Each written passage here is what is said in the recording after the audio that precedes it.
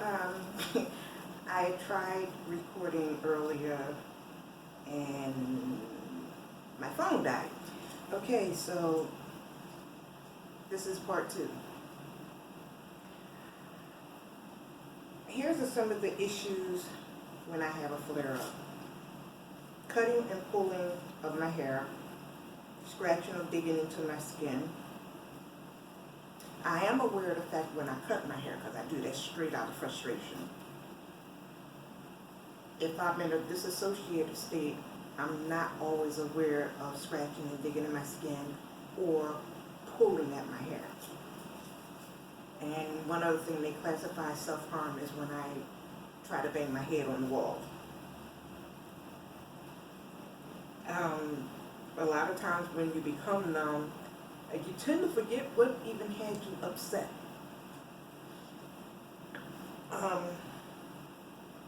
Serious explosive outbursts of anger.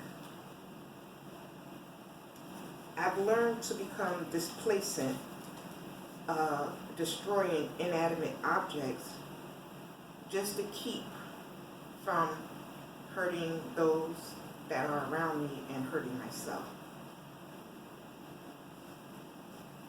It's been pretty okay, but according to psychiatrists and therapists, they say that's not good either, because not learning coping skills on how to manage that as well.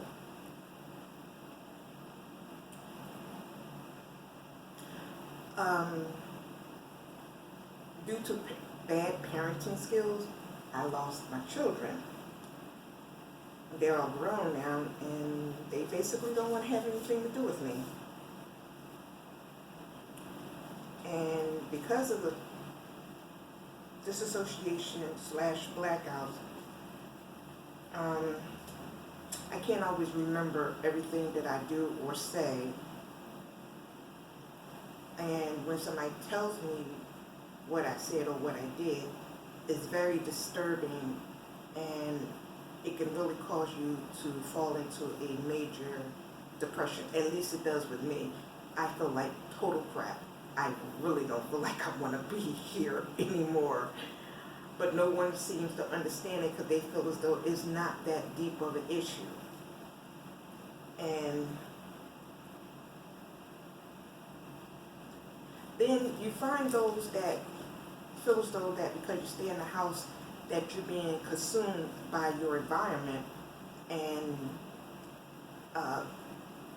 people's way of trying to help you is putting a Band-Aid on it by wanting to take you out to eat. And if one of your conditions is, okay, compulsive eating is not good for me, but it's something that I do. I'm a compulsive shopper. If this makes sense, I'm a safe, reckless driver. Sometimes I take and use my van as it is a sports car. And I was told at one time that I actually turned my van on 2 wheels. And it was kind of scary, but I have mixed emotion when it comes down to that.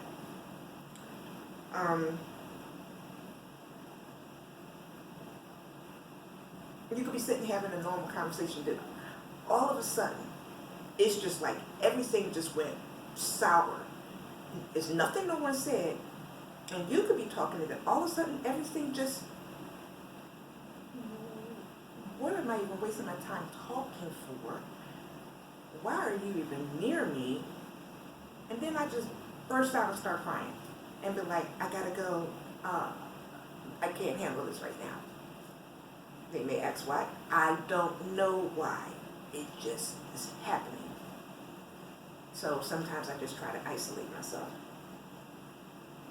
But on the other hand, when I'm not having an episode, when I'm not going through, and when I can focus on the skills that I learned, then it doesn't seem like I'm going through as much, because I can actually help somebody else that may not even have this condition, the borderline personality disorder, with traces of bipolar. I can tell you all the skills and what would be the best skills to use. I will try my best to stay focused and use them myself. And then, in the midst of, once I see that I help that person, once I see that they're on their road to recovery and they have some skills under their belt that they can use, yeah, I feel a little okay that I was able to help them, but I didn't do it to make myself feel good. I see somebody struggling, I have to help them. But when I'm going through, what earthly person, for real, how many earthly people there are that can help people with borderline personality disorder without realizing that they done said something to stab you in the back and made you feel worse than what you already felt? So, yes, it's very difficult. Yes, it is very hard. And yes, when people see this, if anybody that I know see this, my phone is going to be ringing off the hook, and they're going to make me feel like crap, because they're going to be like, why would you do this? Why would you put this out here? It sounded like you was referring to me with this. It sounded like you was referring to me with that. I'm done with you. I can't with you anymore, because you make no sense. Newsflash, tell me what person with any mental health issues make any sense.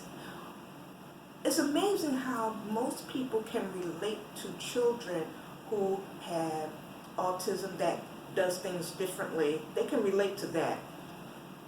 And they can accept that. They can even accept it when they're adults and they do things.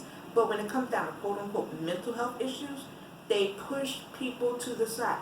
I feel like I'm better off dead than to live like this. And yes, I can be a very good counselor to help people. I just don't know how to help me when I get into that space. It may take a couple hours, but 90% of the time, it takes me a few weeks to come out of an explosive trigger that I can't seem to get a handle on. So I have to stay away from people before they walk out of my life because they can't handle it. So I have to go through it alone.